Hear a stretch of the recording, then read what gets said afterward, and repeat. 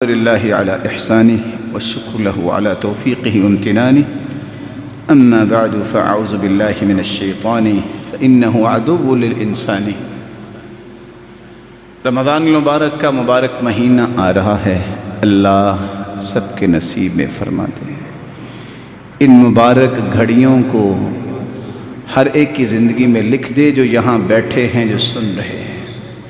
اے اللہ، اس رمضان کی رونقیں اکٹھی کرنے اور اس کی رحمتیں اور برکات کو سمیٹنے کی طاقت اور قوت اور توفیق بھی ہمیں عطا فرما دے.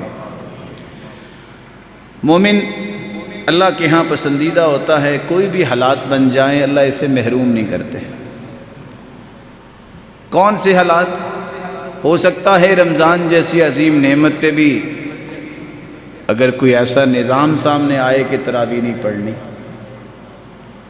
ایسا نظام سامنے آئے کہ کوئی تراویح نہ پڑھے، تو مومن کو اس میں بھی کوئی پریشانی نہیں ہوتی. انسان اپنی جتنی طاقت ہے اس کے مطابق کام کرتا ہے، اسی کا اللہ نے حساب لینا ہے. جیسا کہ آپ نے دیکھا ساری چیزیں کھلی ہوتی ہیں، کہا جاتا ہے بس مسجدیں بند کر دو.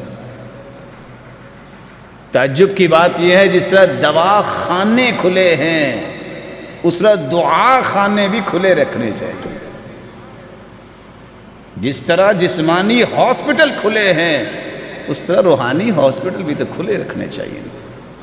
یہ کتنی دانش کی بات ہے کہ جہاں سے مجھے بندوں کے بنائے ہوئے کیپسول اور گولیاں ملیں وہ تو میں کھول کے رکھوں، لائنیں لگی ہوں. جہاں میرے خالق نے شفا اتارنی ہے، جس کو شفا بنایا ہے نماز جیسے سجدوں جیسی چیزوں کو، اس کو میں بند کر دوں. اصل بات یہ ہے، یہاں دو باتیں سمجھنے والی ہیں جو میں آپ کی خدمت میں پیش کرتا ہوں. مومن کا عقیدہ اور منہج کیا ہونا چاہیے. 1400 سال کی تاریخ ہمارے سامنے ہے. طاعون بھی آئی، طرح طرح کی بیماریاں. اگر آپ البدایہ والنہایہ ابن کثیر کی پڑھ لیں، اللہ کی قسم آپ 2 صفحے پڑھ کے اس کو آگے جاری نہیں رکھ سکتے. ایسی ایسی وبائیں آئیں. 449 کے اندر جب وبا آئی ہے مصر میں، صرف وبا نہیں تھی، بھوک بھی ساتھ تھی. لوگوں کے پاس کھانے کو کچھ نہیں تھا. میرے ذرا الفاظ پہ غور کیجئے گا جو کتاب لکھ رہی ہے، جو امام ابن کثیر لکھ رہے ہیں.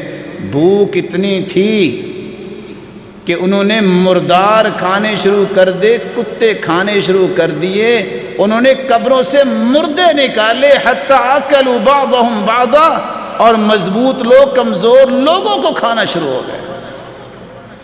وبائیں تو آتی رہی ہے، لیکن 1400 سال کی تاریخ یہ ہے کہ کسی نے مسجد بند نہیں کروائی. لیکن مسلمان کا یہ عقیدہ ہے اگر اسلامی حکومت اور حاکم وقت اس بات کا کہہ دے تو پھر مسلمان کو ماننا چاہیے. پھر وہ گناہ رعایا سے اٹھ جاتا ہے، اس کو اطاعت کرنی ہے، اس کو بات ماننی ہے، پھر تصادم نہیں ہوتا. اس لیے رسول اکرم صلی اللہ علیہ وآلہ وسلم کے صحابہ کی زندگی میں بھی یہ طاعون کی بیماری پھیلی. اور آپ نے پچھلے جمعے میں بھی سنا تھا کہ طاعون کی جب بیماری آئی، عمر کے زمانے میں بھی آئی، 25,000 صحابہ اس طاعون کی بیماری میں شہید ہوئے. اور عبداللہ بن زبیر کے زمانے میں جب آئے تو 3 دن تسلسل کے ساتھ 70,000 لوگ مرے. جلیل القدر صحابی ابو عبیدہ بن جراح کمانڈر تھے، پہلے دن وہ شہید ہو گئے. جھنڈا معاذ کے ہاتھ میں آیا، دوسرے دن وہ بھی شہید ہو گئے. جھنڈا سعد کے ہاتھ میں آیا، عمر بن عاص کے ہاتھ میں آیا، انہوں نے اعلان کر دیا کہ یہاں سے دوڑ کے پہاڑوں کی طرف چلے جاؤ. تدبیر اختیار کی. تو احتیاط کرنا یہ سنت ہے، لیکن یہ ذہن بنا لینا کہ یہ بندے سے میرا ہاتھ ملے گا تو میں مر جاؤں گا، یہ عقیدہ جاہلوں کا ہوا کرتا تھا، یہ مسلمانوں کا عقیدہ نہیں ہے. احتیاط کرنا سنت ہے. جس کو کوڑ کی بیماری لگی تھی اللہ کے رسول کے پاس بیعت کرنے آیا، اور بیعت ہاتھ پہ ہاتھ رکھ کے ہوتی ہے، لیکن آپ صلی اللہ علیہ وسلم نے اس سے مصافحہ نہیں کیا. کہا تیری بیعت ہم نے لے لی، صحیح مسلم کی روایت ہے، تم چلے جاؤ، تیری بیعت ہمیں قبول ہے، لیکن باقی سب سے تو آپ نے ہاتھ ملایا، بیعت بھی لی، جو صحت مند ہے اس کے ساتھ ہاتھ ملانے میں کیا حرج ہے؟ وہاں انسان حدود سے تجاوز کرے، یہ انسان کو نہیں کرنا چاہیے۔ جو اسلام نے چیزیں بتائیں اس میں خیر اور برکت ہے۔ جس طرح دوا خانے کھلے رکھنا ضروری ہے، وہاں دعا خانے کھلے رکھنا بھی ضروری ہے۔ لیکن مومن کی شان کیا ہے؟ حدیث میں آتا ہے یعجب ربکم من راعی غنم فی رأس شظیۃ بجبل یؤذن بالصلاة ویصلی۔ اللہ تعالیٰ کو وہ اکیلا بندہ بڑا ہی پیارا لگتا ہے، پہاڑ کی چوٹی میں بکریاں چرا رہا ہے اور کوئی ہے ہی نہیں، وہ نیچے اتر نہیں سکتا، وہ اکیلا ہی اذان کہتا ہے اور اکیلا ہی نماز پڑھاتا ہے۔ اللہ جہاں خوش ہوتے ہیں وہاں یہ فرماتے ہیں انظروا الی عبدی ھذا یؤذن ویقیم ویخاف منی فقد غفرت لعبدی۔